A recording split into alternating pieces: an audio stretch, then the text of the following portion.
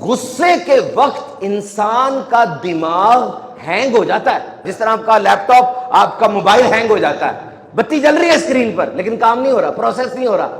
آپ کی بھی آنکھیں کھلی ہیں، سانس لے رہے ہیں، غصہ چڑھا ہوا ہے، دماغ نہیں چل رہا.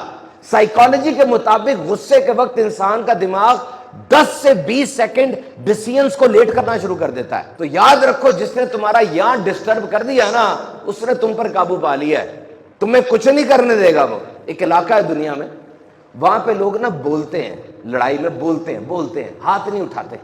امریکن پروفیسر وہاں چلا گیا، اس نے دیکھا 2 بندے لڑ رہے ہیں، لڑتے جا رہے ہیں، بولتے جا رہے ہیں، گالیاں دے رہے ہیں، یہ کر رہے ہیں، وہ کر رہے ہیں، بولتے جا رہے ہیں، ہاتھ نہیں اٹھا رہے. لوگ کھڑے ہو کے دیکھ رہے ہیں. اس نے بھی پہلے 12 منٹ کھڑے ہو کے تماشا دیکھا، پھر کہنے لگا یار یہ لڑتے کیوں نہیں ہیں، مارتے کیوں نہیں ہیں؟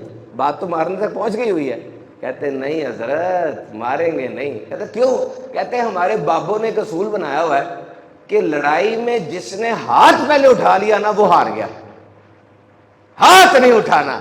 یہ دونوں ایک دوسرے کو پکا رہے ہیں، گرما رہے ہیں، اور جیسے کسی نے ہاتھ اٹھا لیا وہ ہار گیا. ہمارا یہ اصول بنا ہوا ہے. تو یاد رکھو، غصے کے وقت اس چیز کو ٹھنڈا رکھنا یہ کمال ہے.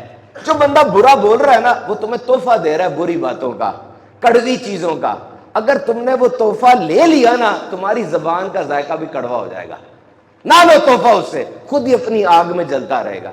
جیسے اینٹ کے اوپر پانی گرے، جذب نہیں نہ ہوتا، ادھر ادھر ہو جاتا ہے، اور فوم کے اوپر پانی گرے سارا جذب ہو جاتا ہے. تو اینٹ کی طرح نا ان گندے لفظوں کو اندر نہ جانے دو. فوم کی طرح اندر لے لو گے، تمہارا اندر خراب ہونا شروع ہو جائے گا.